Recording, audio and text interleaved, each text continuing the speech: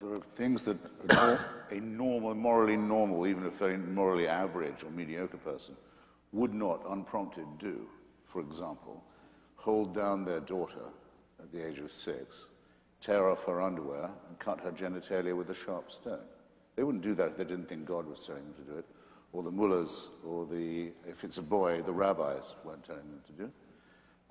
One of the reasons why I have the lurid subtitle I do, my book, Religion is a Poison, is that it makes ordinary moral people, compels them, forces them, in some cases orders them, to do disgusting, wicked, unforgivable things. There's no expiation for the generations of misery and suffering that religion has inflicted in this way and continues to inflict, and I still haven't heard enough apology for it. Rabbi, you want to do something? Christopher, I've got to call you down on referring to circumcision as genital mutilation. My son cried more at his first haircut than he did at his bris. And statistically... You weren't doing it right then. Statistically, the only long-term effect that it seems to have on people is it increases their chances of winning a Nobel Prize.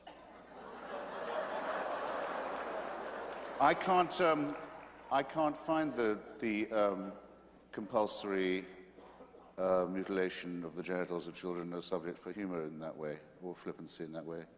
Maimonides says very plainly that it's designed to repress sexual pleasure, to deprive a male child as far as possible of the opportunity of that. The full excision, not just the snip or the full mandatory covenant is fantastically painful, leads to trauma, leads to the dulling of the sexual relationship, and can be in itself life-threatening at that moment. We have the records, I can show them to you, of hundreds and hundreds and hundreds in the United States, boy babies who've died or had life-threatening infections as a result of this disgusting practice. That a person as humane as yourself can sit here and think of that as a fit subject for humor shows what I mean. Religion makes morally normal people say and do disgusting and wicked things, and you've just proved my point for me. Shame on you for saying what you just said. Shame on you for saying it about your own son, my God. Let's move on. Yes, let's. What next? Cutting the labia of little girls. At least Judaism doesn't do that. This is a question. What if a Muslim was to say to you just now, my little girl cried more at her first haircut than when I cut off her clitoris? What would you think of me if I was to say such a disgusting thing? Well, remember, we are not talking about detail here.